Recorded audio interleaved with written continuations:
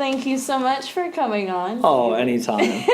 Happy to be here. Let's just jump right in. By the way, we've been talking for the last hour, so hour and a half actually. We've been here since 6 o'clock, and it's 7:30 now, just catching up and having a good conversation and all this. So creatives in the marketplace, yes. Just chatting. So we're actually getting to him and what he does in the marketplace. So what is it that you actually do? Well, I work in music festivals and major tour dates, specifically in areas of fan experience, dealing with a lot of creative experience and media economics, and also emerging technologies. So that's what I study, that's kind of what I work in, and that has included everything from festivals like Firefly and Panorama and Coachella and Desert Trip, which was my favorite of all time, to tour dates for major artists. There's a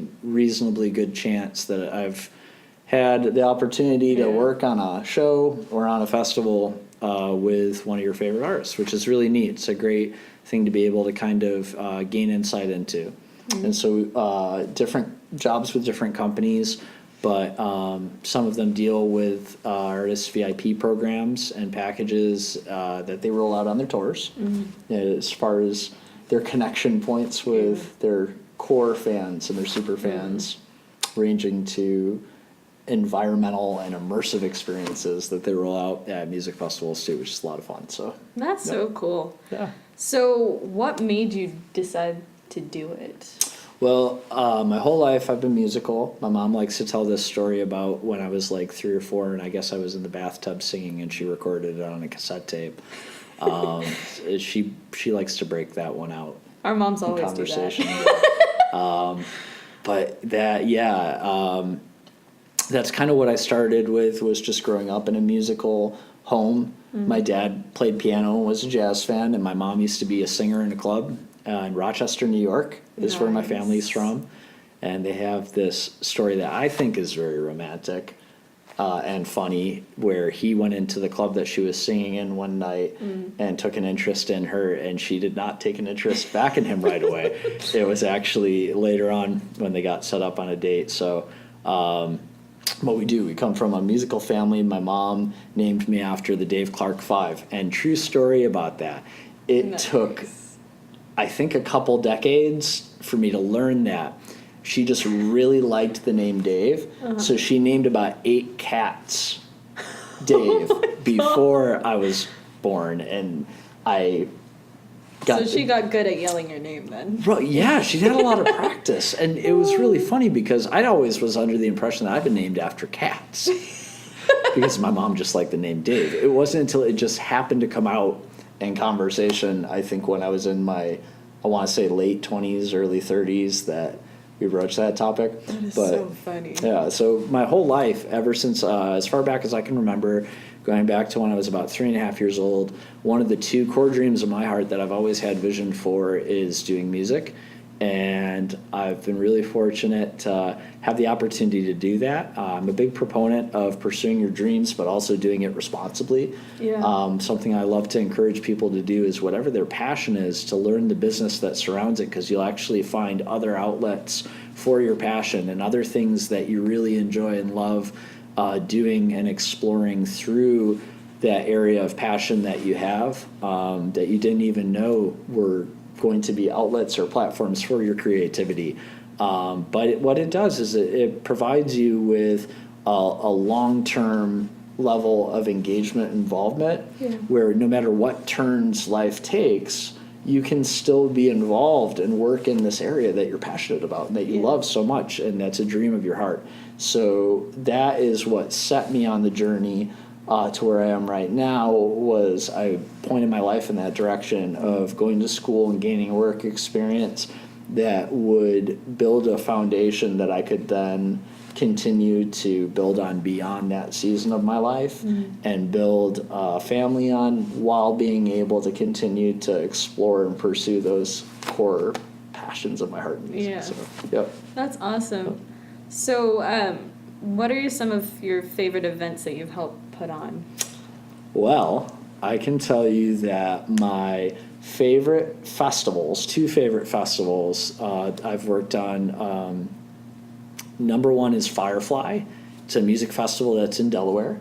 Okay. And this will be my 5th year involved with them. I've worked with them the past 4 years, and that's actually kind of where one of the places that I really got my start, at least in that world, and where doors started opening up to me. And I also worked on one called Panorama, which is going into its 4th year in New York City, and I've been fortunate to work on that each year that it's been around. So those are my two favorites. My all-time favorite, though, is one called Desert Trip that they did a few years ago, and it was Paul McCartney and the Rolling Stones and Roger Waters from Roger Waters from Pink Floyd, The Who were there, Neil Young, and Bob Dylan. And it was this really amazing thing to me, both musically but also on the music business side of things. It was an economic dream come true because they sold and accomplished the highest gross in history just in advance ticket sales before they ever sold a food or item or beverage item or merchandise item. Right, just in the advance ticket sales alone. And they accomplished this on the back of 2 weekends capped at 75,000 in attendance and on the back of 6 acts, comparative to most festival lineups that have anywhere from like 30 to 60 acts. Right. So that, for me, as both a fan of music, it helped that I got to go ahead and just watch Paul McCartney from right in front of the stage 2 weeks in a row. But, so as a fan of music and as somebody that's been a lifelong passionate fan of some of those artists, but also being able to experience something that very similarly on the music business side was, like I said, kind of like an economics-minded person dream come true, was really amazing. So I think that's probably my favorite of all time. Yeah. Yep. What is, you keep talking about like the business side of artists and all of that. So I wanted to ask you, like, how did you figure out that was something that you personally felt like, if you're going to be in this industry, you need to know the ins and outs and, about everything about it. Right. I think part of it was hearing stories. So as you're digging into and unpackaging something that you love and you're passionate about, looking at success stories and failure stories, learning from that, and really adding it to your own understanding so you know how to kind of prepare as much as you can anyway for something that you're going to be learning and exploring, because it just only helps. One of my favorite things about somebody that's been really impactful in my life, Randy Clark, is he shares stories of great success, but also stories of great failure to illustrate, how to learn from them. And so I try to approach things that way. I try to kind of look at these different stories and examples and try to extract the lessons that can be learned and gained and gleaned from them.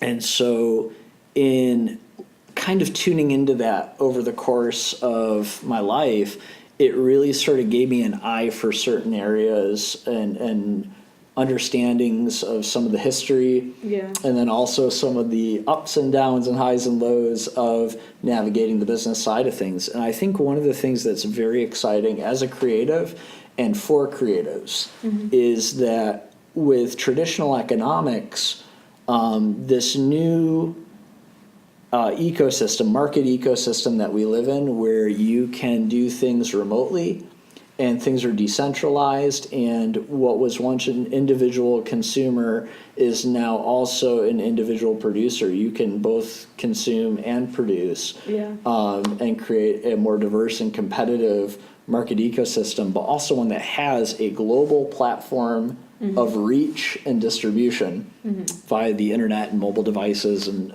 that have made their way into countries and parts of the world that previously weren't connected to that digital space. It has completely changed the role of the individual in giving them access to and influence in the global marketplace, which is wild.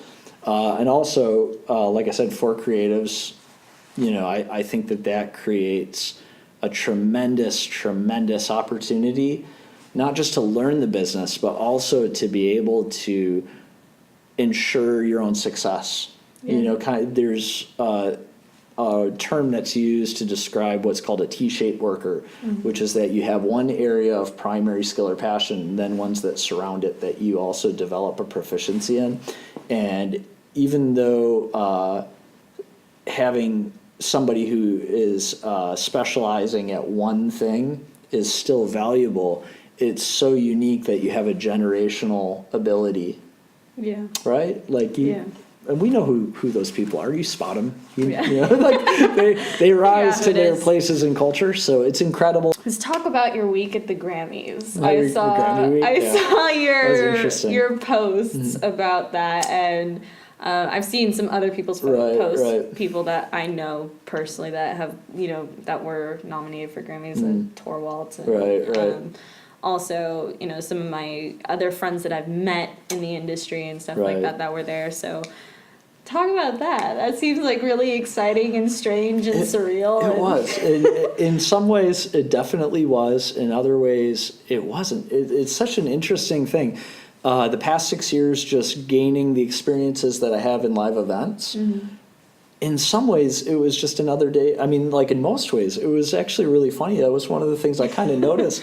Is I was in this room, and I'm in this section of the room down front during a charity benefit gala that they were having, and they were honoring Dolly Parton, and I'm kind of in this environment, just filled with different people that are known and visible in our society, and it was really interesting because with the experiences that I've had, you grow accustomed to that. Yeah. It helps to work with pretty well-known prominent artists where you're in environments often enough where you're in the room with them and interacting with them where at a normal level. Yeah, and I think, by the way, two really great things that come out of that I think are worth mentioning. Number one is the ability to get used to that, and that's a gift. Just being able to have the opportunity to grow accustomed to that and get used to that is a great privilege to have in any situation, regardless of what it is. Being in a learning environment that you can grow in, but also I think the flip side to it too. The other side of it is that they're just people doing their jobs. Just like us, whatever that might be. Fame can be a funny thing because it's all subjective to whatever sphere it's in. As far as who and why that might be the case. It's one of the great things is that I'm also really involved in the tech sphere. And so you'll go to events in the tech sphere that in that particular kind of channel or area of tech, you'll have these people that are rock stars in that sphere. But outside that sphere, nobody would really have any idea. And then I would have never heard of those people. Right. So it was fun. It was really interesting. But I think for me, the most interesting thing was at this stage, it was something that I'd grown used to the point where it was normal and there wasn't anything out of the ordinary about that. I think part of that, again, is just being in the concert environments and the people that you interact with and have conversations with, you find that they're just people too. They're people. So they're also human. They are, so it was neat. It was a good opportunity and a good experience. I did get a chance to tour the production itself for the Grammy Awards show at Staples Center, and kind of go through and see the control room and then go out onto the floor and backstage and underneath the stage and in front of it and, get to see the seating arrangements and how they were organizing that. It was really neat from a production standpoint to get a chance to see what goes into coordinating that. And then with the benefit, that was a great opportunity. You see some people you've met before. You interact with other people that you might have worked on a show with at different situations. I think for me, the highlight was, like you said, running into people that you share network with, relational network with, and it was neat. I ran to Lauren Daigle and we caught up a bit, and it was just great to see people from Jesus Culture and Bethel Music there, and I'm hoping down the road you'll start to see more connection and more connectivity. All that was with the Recording Academy, who I've been very fortunate to build a relationship with and to contribute even creative ideas and strategies from behind the scenes to that have been visible in the award show over the last couple of years, or a part of that, the operational side of that in the last couple of years. So for me, it was great to just, have a chance to be there and get to experience some of that firsthand and walk through that. It was great. It was, one of those things that you will always remember. Yeah. Yep. Would you say you were more excited about like the production standpoint than like the actual Grammy itself? I will say this. It's interesting to see what at that stage, with all that experience at that point, what you get excited about. Yeah. And why. Yeah. I met Coach Bill Cowher, who was the Super Bowl winning coach of the Pittsburgh Steelers and is a football analyst now. Yeah. And I mean, you're in a room with Katy Perry and Orlando Bloom and Miley Cyrus and all these folks that are there in support of Dolly Parton. And it's just funny how, because you're excited as a football fan to meet Coach Bill Cowher, that would be one example. Yeah. Another example is a musician that I grew up as a fan of who passed away recently. I had a chance to meet his wife and daughter and just be able to tell her that hey, I was a big fan of your husband's, and just being able to have a moment like that, to me, things like that are exciting. Right. Yeah. I got a chance to meet Paul Williams, who's the president of performing rights organization ASCAP, but he's a songwriter. He's best known for, I think, as a songwriter for writing The Rainbow Connection, which is the song that Kermit the Frog sings at the beginning of the Muppet movie, which was one of my favorite movies as a kid. I don't know if you remember the fork in the road part, but I would sit there and just rewind that and watch that. I mean, as a little kid, I thought it was the funniest thing. But because of my love for that movie and my love for that song, I actually had a conversation with Jason Mraz at a Grammy U event in Philadelphia a handful of years ago, where he had covered that song, and we were talking about it and discussing that topic of the Muppet movie. And he's the one that told me about Paul now being the president of ASCAP. So when I had to join a performance rights organization, or pick one that I was going to join, I mean, there were other factors and reasons, but the main one was basically, Paul Williams was the president. So I ran into him, and Jason was there too. So Jason and I had a chance to catch up for a little bit afterwards when, we're all done for the night. It was neat to be able to It was neat to be able to circle back around to a conversation like that we had like 4 years ago. Yeah. And mention, it's funny. I actually ended up meeting Paul earlier. And I joined because of that conversation that we had. So it's neat how, through that same network, through the Recording Academy, here you have a conversation with somebody in your field and in your marketplace like 4 years ago that influences decision and connection with another prominent organization within that business sphere of your vocation. And you meet and connect with these different people. It's just cool how that works. Yeah, full circle. Mm-hmm. Yep, absolutely. So what is your favorite thing about your job then? Favorite thing about... Actually, some of them. I can tell you probably a couple really good ones that I think for me are my favorite things.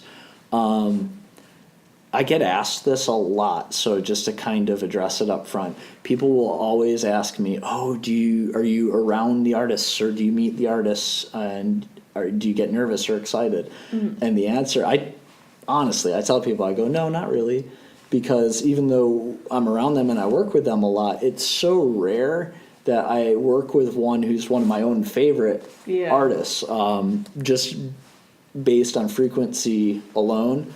I fortunate to get to work on a lot of really great artist tour dates and festivals and things like that.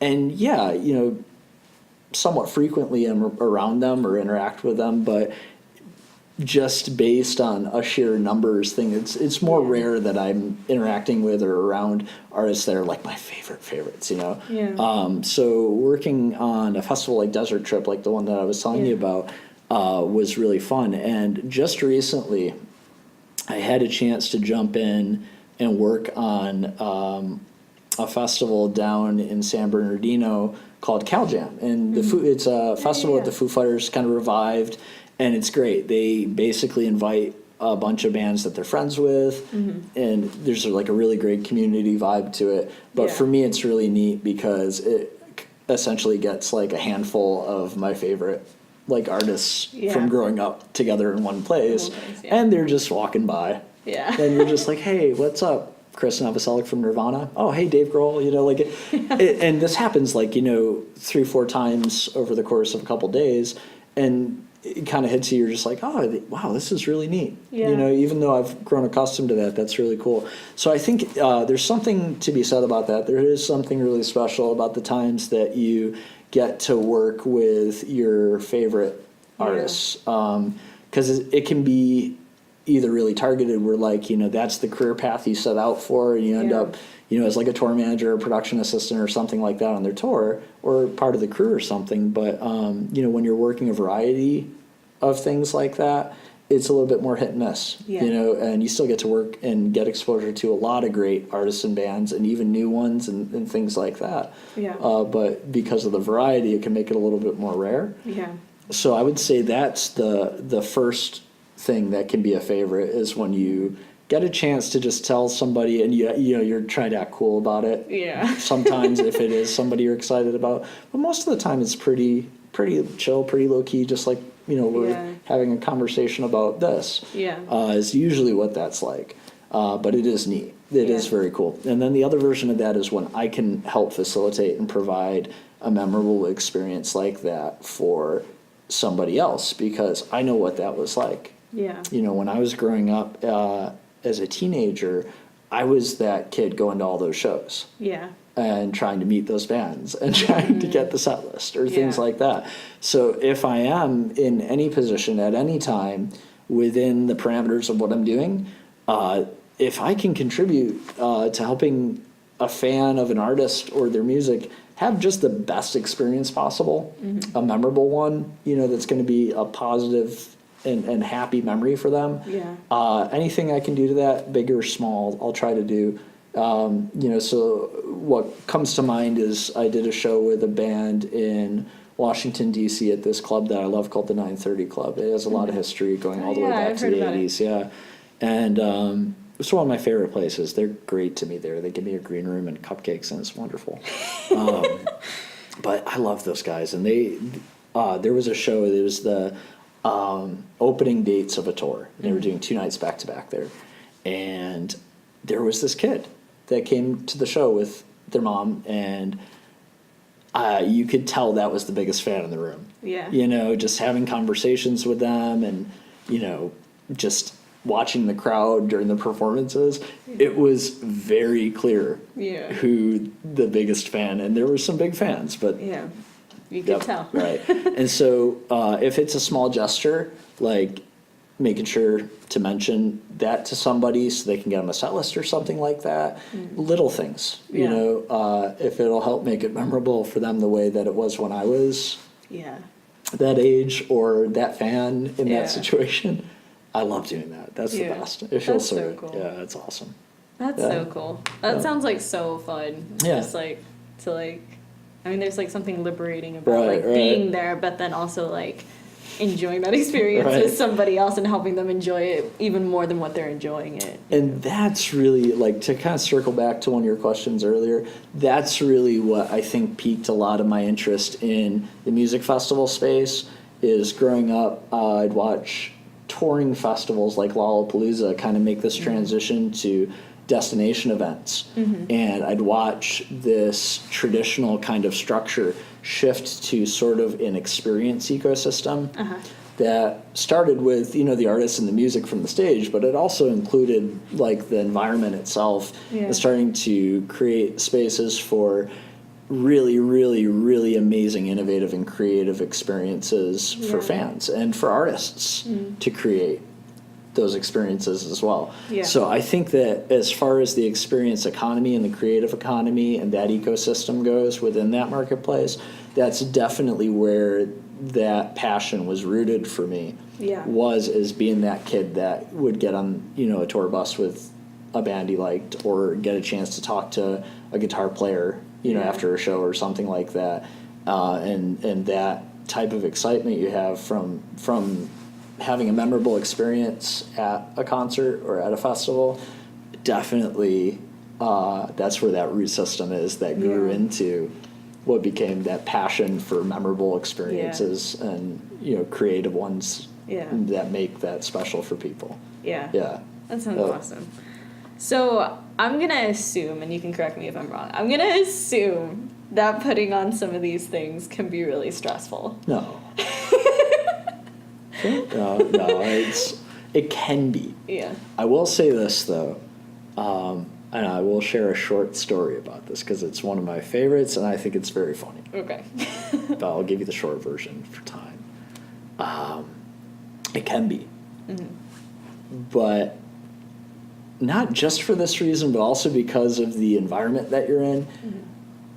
I always encourage people that it's really important to be rooted in something greater and rooted in something more powerful than your external circumstances. Yeah.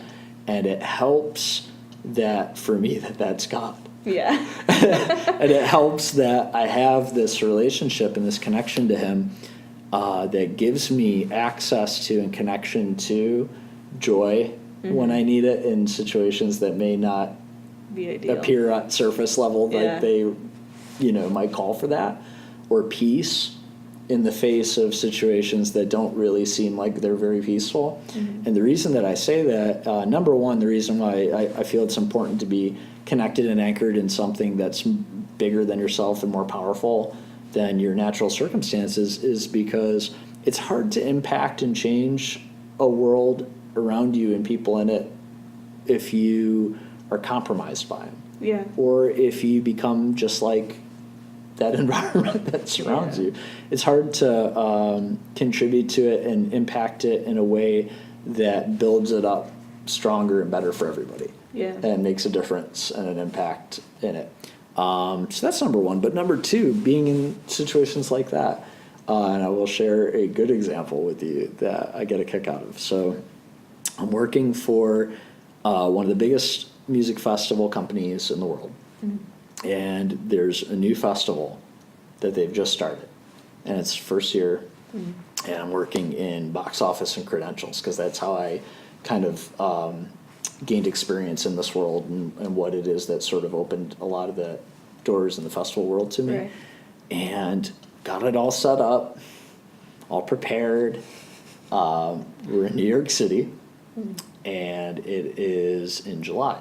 So we're dealing with summer heat, under direct sunlight, New York City, tens of thousands of people are lined up. Oh, gosh. Okay? And we open, and we're excited. And we start getting people the wristbands and everything, and we lose our Wi-Fi connection. Oh, gosh. Okay? And we're on island, New York City, and we have Wi-Fi cables that are run up a tower behind us where the trailers and the setup for this box office are set up. But lose our Wi-Fi.